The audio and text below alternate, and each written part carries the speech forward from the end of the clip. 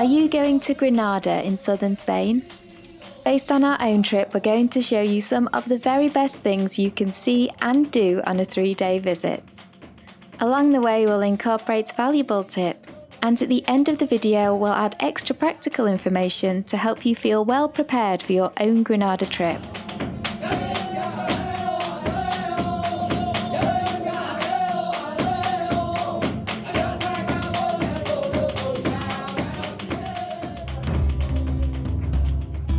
Let's start with the star attraction of Granada, which is of course the Alhambra. This magnificent complex of palaces, gardens and fortifications towers high above the city and is no doubt at the very top of your Granada to-do list. It was originally built in the 13th century by the Nasrid dynasty, which was the last Muslim dynasty to rule the Iberian Peninsula, and today it proudly holds the distinction of being a UNESCO World Heritage Site. Imposing on the outside and total paradise on the inside, the Alhambra's incredible beauty lures visitors from all across the globe. Most people spend around 4 or 5 hours at the Alhambra, although some visitors do spend a full day there. As there is so much to see, we'd suggest putting aside the morning and afternoon of your first day in Granada for your visit to the Alhambra. We definitely don't want to encourage you rushing through. There are 3 main ticketed areas of the complex. The Alcazaba, which is the military area that used to guard the Alhambra. You will of course get some great views over the city from the watchtowers. There's the Generalife, which was the summer palace getaway for the Nasrid rulers, where you walk through lush gardens filled with flowers and water features.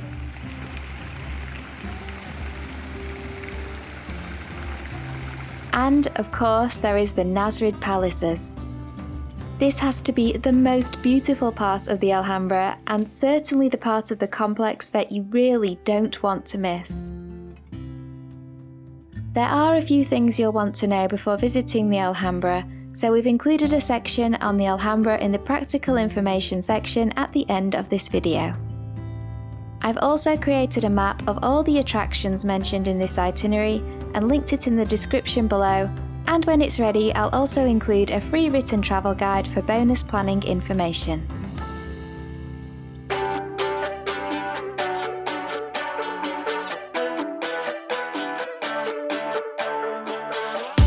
After spending several hours walking around the Alhambra, we would suggest having a break, and what better way to do that than going for some tapas? Here you'll find that tapas are typically offered for free with your drink. A glass of beer or wine will typically set you back around €3, and then throw in a plate of delicious tapa, and that makes this really great value for money. If you're craving something specific, or you want something a little heartier, then you can always order additional dishes off the menu, but you will need to pay for those separately. Our favourite tapas spots were all conveniently located just a short roll away from each other. I've included them on the map of attractions and in the travel guide linked below.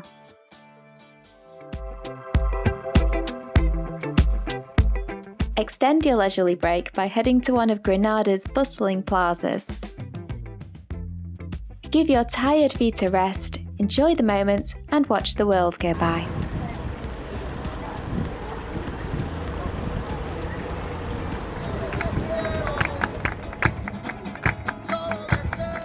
As the day gradually mellows into evening, head towards the Mirador de San Nicolas, which is renowned for offering one of the best views of the Alhambra. Time your visits just right to catch the red stone bathed in the warm, ethereal hues of the setting sun. However, the Mirador de San Nicolas is not just about the view. Street performers and musicians flock to this small square, creating a really fun and lively atmosphere as you watch the sun go down. Another awesome sunset point is Mirador de San Miguel. It does take a bit more effort to reach compared to the Mirador de San Nicolas, but trust me, the effort pays off handsomely. From here you'll get far-reaching views across the entire city, including the Alhambra. There's also more space up here, so if you prefer somewhere a bit less crowded, then this might be the perfect lookout for you. A quick tip is that as you reach the top, the paving stones can be pretty slippery, so make sure you wear shoes with a decent grip or be prepared to shuffle back down on your bum.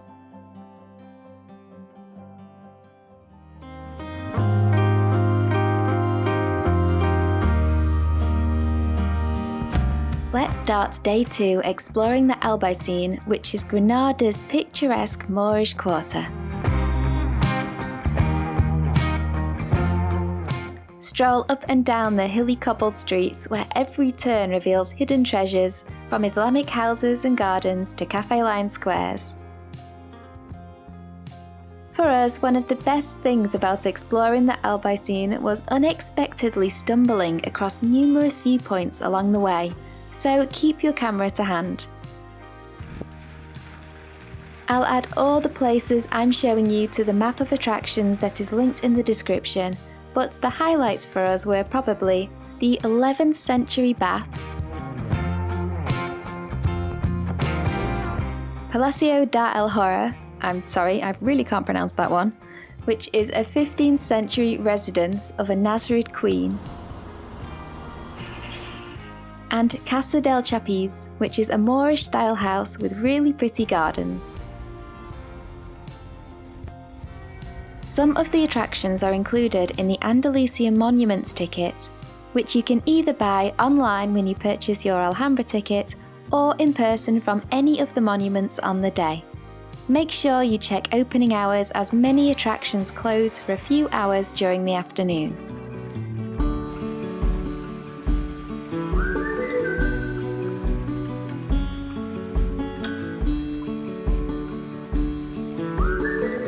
While you're exploring the Albaicín, make sure you take a leisurely stroll along the picturesque River Darro. Follow this cobbled street from Plaza Nueva to the idyllic Paseo de los Tristes, arguably one of the most beautiful streets in Granada.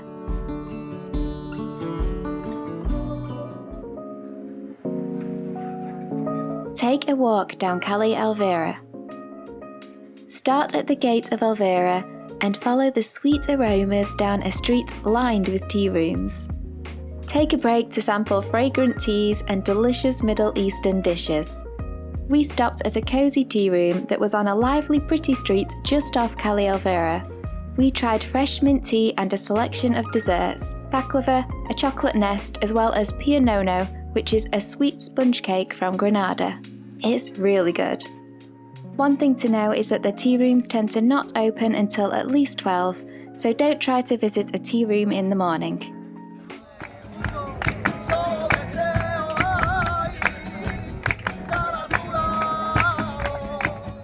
Head to Sacramonte Cave Museum, where you can walk around several unique caves, each meticulously recreated to show how Granada's Roma community once lived. These man-made caves each have different themes and are filled with items from people who actually lived there. Walk through the bedroom, kitchen, stable and workshops and browse the old black and white photos on the walls.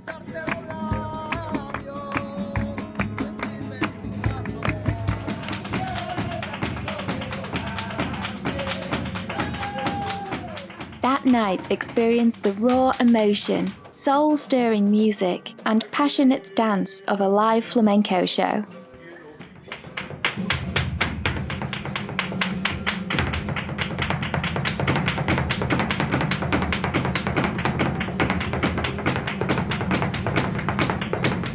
As part of the Cave Museum is dedicated to the origins of flamenco, we would recommend visiting the museum before attending a live performance, as we found it really helped us appreciate the flamenco show even more. There are several places you can go in Granada to watch a performance, but we went to Zambra Maria la Canastera, a small theatre set in a cave just down the hill from the museum. The venue was really intimate and the walls were absolutely covered with old photographs, so take a moment before or after the show to have a closer look. We paid €24, which included a drink, but there are other options if you want to pay for a ticket that includes dinner or transport.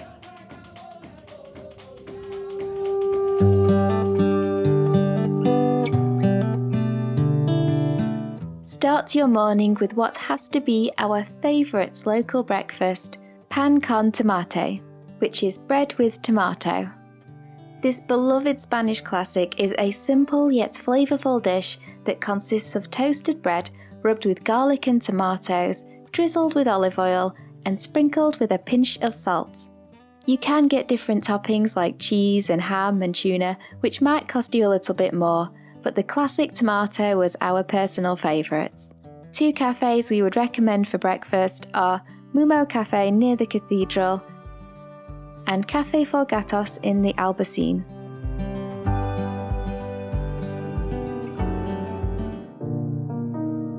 After breakfast, visit the enormous Granada Cathedral. Built in the 1500s on the site of a mosque, this Renaissance-style cathedral took over 180 years to complete. The high ceilings and white marble makes the inside feel really spacious and airy. Take your time walking around and look out for the amazing gold pipe organs. There is a free audio guide that you can download to your phone, so make sure you bring headphones. After the cathedral, you can visit the neighbouring Royal Chapel of Granada, which serves as the final resting place of the Catholic monarchs King Ferdinand II and Queen Isabella I. Just a brief stroll from the cathedral and Royal Chapel is Corral del Carbón, a historic monument from the 14th century that once served as a merchant's warehouse and lodging. Do spare 15 minutes to wander through the grand horseshoe entrance and into the cobbled courtyard, shaded by a leafy canopy.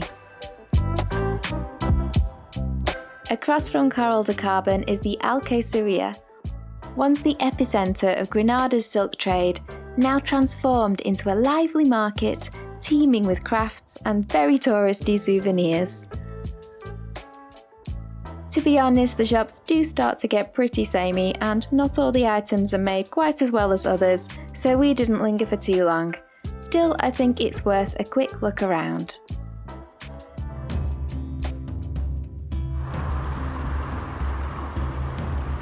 We enjoyed exploring the Realejo district, which is the former Jewish neighbourhood of Granada.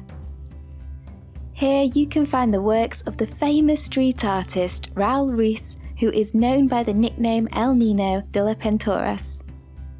While you will probably come across some street art without even trying, one of our favourite areas was around a small square named after Joe Strummer from The Clash. Next to the square you'll find an abandoned house adorned with huge murals. If you look just past the square and walk along the neighbouring street, you'll also see some truly impressive artwork on the corner house and along the walls below. Calle Molinos is also an excellent spot to view remarkable murals, both on walls and shutters. Conveniently, it's also on the way to our next destination on the itinerary. We researched plenty of things to see and do in this neighbourhood that we just did not get around to, so I'll add those to the attractions map in case you want to visit any of these yourself. A couple of the attractions are included in the Granada City Card, which I'll be covering later in this video.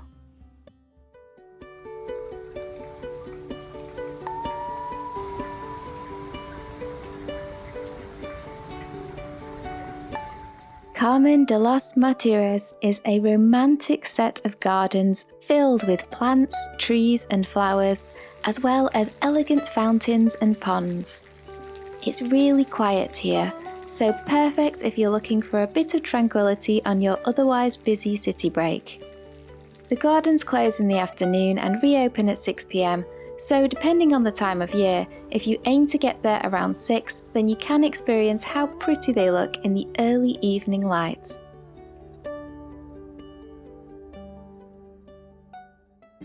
I'd like to add a suggestion for a dinner that we really enjoyed on our last night in Granada, which was at a restaurant called Betula Nana. We shared cod ceviche on a bed of guacamole, followed by curried pork cheek with roast potatoes. Our meal wrapped up with a lemon mousse and cinnamon cheesecake on a Biscoff base. It's only a small place, which is great because it's really cosy, but it is popular, so I would recommend booking in advance, which you can do through WhatsApp. We had a few more sites on our maybe list that we didn't visit, which I haven't mentioned yet, so I'll make sure to add them to the attractions map as well. Now it's time to cover a few more bits of practical information that I haven't mentioned yet. When you're planning your visit to the Alhambra, it's crucial to get your tickets well in advance. This iconic attraction tends to sell out fast, especially during the peak tourist season. So as soon as you're certain about your trip to Granada, don't hesitate to book your Alhambra tickets. It's not worth the risk of missing out. There are several ticket options to choose from, but for a first-time visit, I'd recommend the general ticket. This one covers all ticketed areas within the Alhambra complex, including the Nasrid Palaces. Alternatively, you might consider the Dobla de Oro general ticket, which not only includes access to the entire Alhambra complex, but also 4 other monuments in Granada. When you're booking your Alhambra ticket, they will ask you to choose a specific entry time for Nasrid Palaces. If you're staying in Granada, I'd suggest booking your Nasrid Palaces ticket for the earliest morning time slot. Although we arrived well before 9 AM at the Alhambra, we only booked our Nasrid Palaces tickets for mid-morning, and we regretted it when we saw all the early birds entering ahead of the crowds. Booking an early slot also means you can relax and enjoy your day without constantly clock watching. But if you're not confident in making it in time for a morning slot due to travel from another location, or simply because you're not a morning person, then consider a later time to ensure you don't miss out on the Nasrid Palaces. Missing your time slot unfortunately does mean no entry. And don't forget to bring your photo ID, which for international visitors like us means your passport. Make sure it is the exact document you used for booking your tickets, because no ID means no entry. Apart from the palaces, feel free to explore the different parts of the complex at your own pace on the day your ticket is valid. However, I'd recommend following one of the routes I'm showing you on the screen, as they're more efficient considering the size of the complex compared to going backwards and forwards. While you're there, don't miss the Palace of Charles V. In here you'll find a museum of fine arts and a small Alhambra museum that's included in your ticket. Also know that you can only enter each ticketed part of the complex once, so make sure you've seen everything you want to see in that particular area before you exit. You can leave and return to the actual complex if you want though.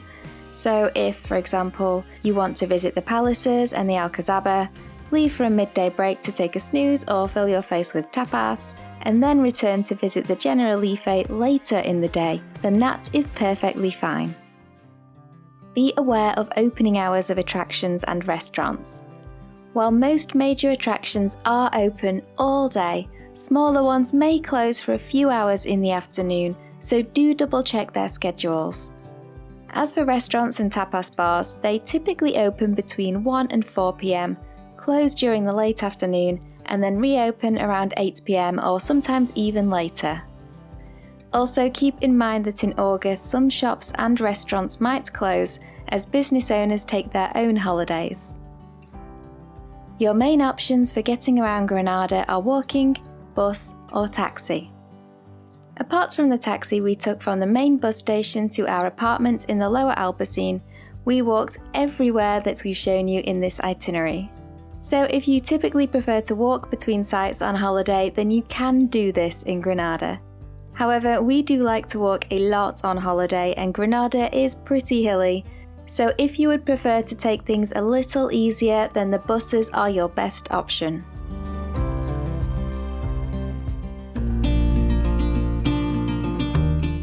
If you have the Granada card, this can be used for up to 9 bus journeys, including the tourist train. You could consider the Granada card, But make sure you do proper research into what you actually want to see and whether it really will save you money.